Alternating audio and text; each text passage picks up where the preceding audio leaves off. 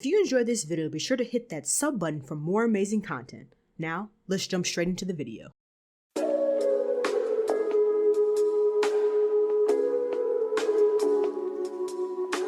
What's good, YouTube? It's your girl Bofina1, bringing you guys in another YouTube video, and today I want to talk about the schools returning in session. Not only are kids having to face being around one another in hopes of not catching COVID, as of right now there's no vaccine out there for children at a certain age, there's also a shortage in labor.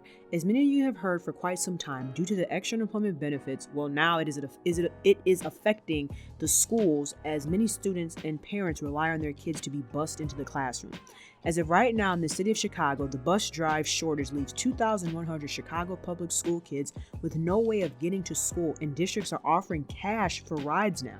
Districts has offered parents up to $1,000 and up front $500 a month after that to get their child to school by themselves. The money is nice and all, but the reality is some of these kids are just too young to be riding in an Uber or Lyft by themselves. And then some parents want their kids to take the bus because for many, the time in which the school starts is the same time the parents' job starts. So they literally rely on that bus system to bus their kids in so they can go to work, to be able to, put food on the table, and as well as allow for their children to have an education. Which is very unfortunate, as last week bus companies had informed the school district that this past Friday that about 10% of their drivers had quit last week. Now you may be wondering, why did they quit, as so many of the bus companies have raised their hourly wage? I've seen quite a few companies raise their wages up to $22 plus an hour, and they're willing to pay for the CDL training to entice people to get back to working. And well, that was not the case. Many of you know that a lot of jobs are now requiring people to get vaccinated in order to work for their company. And now with the FDA approving the Pfizer shot, that just makes that statement even more true. Well, that's the reason for the massive decline in drivers. They did not want to get the vaccine, so they quit.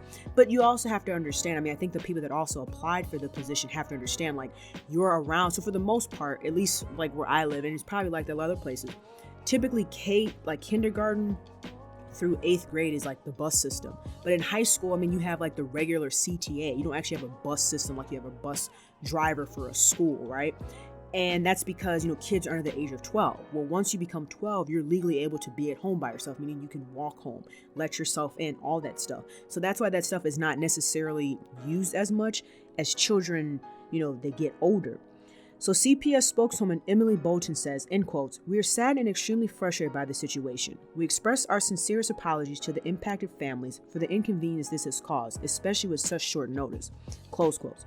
Currently, CPS is saying that they have about 770 bus drivers and need about 500 more. There were also quite a few families with children that require special needs that were affected, which that can mean a numerous of things, such as being, in a wheelchair. And there's a specific type of driver and training that is needed. So it's just a bad situation all around, if you ask me. Many parents are outraged by this, and which they should be. Jessica Lopez, who has 2 boys with autism, received a call on Sunday that all bus routes to Chapin Elementary had been canceled. Lopez says, in quotes, "The caller just apologized and said that they just don't have buses. There was no plan, no dates for when this could be figured out. I honestly did not sleep last night because I've spent so many weeks recently preparing both of my boys to go back to school, and to literally the day before not know how we're going to make that happen now. How are we going to do this?" Close quotes. And I agree. I would be frustrated myself. Someone changes the plan right away without even saying anything to you until the day of.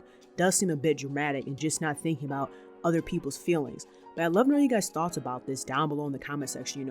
Have you been affected by this? Just in general, how do you think this is going to affect the system going forward? Do you think the labor shortage is going to, get better? Because this is not just the school system. This is also food industry. People are having a hard time getting their food in grocery stores because of the labor shortage. It's literally everywhere. People working in stores, just from everything you can think of, whether it's people are traveling, just in general, any type of service is just went down. And even though the raise is going up, people are demanding more money, people are not wanting to come into work. So there is definitely a big disconnect. I think the vaccine is definitely a thing, but it's also something much bigger than this. So let me know your guys' thoughts. I'd love to have a discussion in the comment section. If you enjoyed the video, be sure to drop a like, comment, share, and subscribe. Hope you guys have a good rest of your day, and I'll chat with you later. Peace, Fan Army.